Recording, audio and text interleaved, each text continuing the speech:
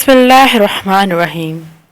محمد بن معبد کا بیان ہے کہ میں شاہ روم کے پاس گیا تو اسے نہایت مسکین صورت بنائے ہوئے زمین پر بیٹھے ہوئے پایا۔ میں نے پوچھا کہ آپ کا کیا حال ہے؟ بادشاہ بولا کہ تمہیں معلوم نہیں کیا ہوا؟ میں نے پوچھا فرمائیے کیا ہوا ہے؟ شاہ روم نے کہا مرد صالح کا انتقال ہو گیا۔ میں نے پوچھا وہ کون ہے؟ بولا امیر المومنین عمر بن عبدالعزیز رحمۃ اللہ علیہ السلام۔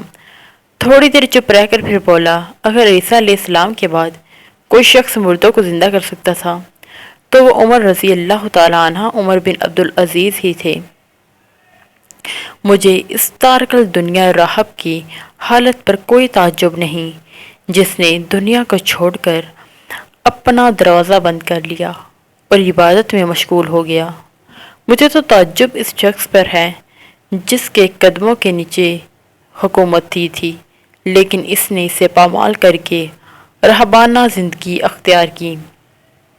حضرت عمر بن عبدالعزیز رضی اللہ تعالی عنہ کی وفات پر صرف مسلم ہی نہیں بلکہ غیر مسلم بھی روئے۔ مجاہد کہتے کہ میں سفر میں تھا، ایک نبی مجھ سے ملا۔ تعارف کے بعد اس نے مجھ سے پوچھا کہ تم عمر بن عبدالعزیز رضی اللہ تعالی عنہ کی وفات کے وقت وہاں موجود تھے؟ میں نے کہا ہاں۔ وہ یہ سن کر رو پڑا اور ان کے حق میں رحمت خداوندی کی دعائیں کرنے لگا۔ میں نے پوچھا تم ان کے لیے رحمت کی دعا کیوں مانگتے ہو؟ وہ تو تمہارے مذہب پر نہ تھے۔ اس پر اس نے جواب دیا میں عمر پر نہیں روتا، میں تو اس روشنی پر روتا ہوں جو زمین پر تھی اور اب بجھ چکی ہے۔ ایک شخص نے عبد الرحمن بن قاسم محمد بن ابی بکر رضی اللہ تعالی عنہ سے درخواست کی کہ حضرت مجھے کوئی نصیحت فرمائے۔ وہ بولے آیا تمہیں نصیحت کروں جو میں نے خود دیکھی ہے یا وہ جو صرف سنی ہے؟ اس نے عرض کیا جو آپ نے خود دیکھی ہے وہی فرمائے۔ عبد الرحمن رحمۃ اللہ علیہ السلام نے فرمایا سنو، حضرت عمر بن عبدالعزیز نے وفات کے وقت 11 لڑکے چھوڑے۔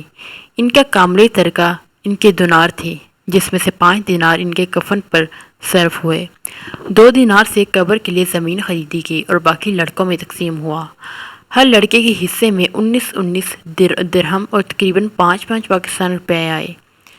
ہشام بن عبد الملک بھی 11 لڑکے چھوڑ کر مرا تھا جن میں سے ہر ایک کو 10-20 لاکھ درہم ملے، لیکن میں نے عمر بن عبدالعزیز رحمۃ اللہ کے ایک لڑکے کو دیکھا کہ اس نے ایک دن میں 100 گھوڑے جہاد کے لیے خدا کی راہ میں دیے، اور میں نے ہشام کے ایک لڑکے کو دیکھا جس کو لوگ صدقہ دے رہے تھے۔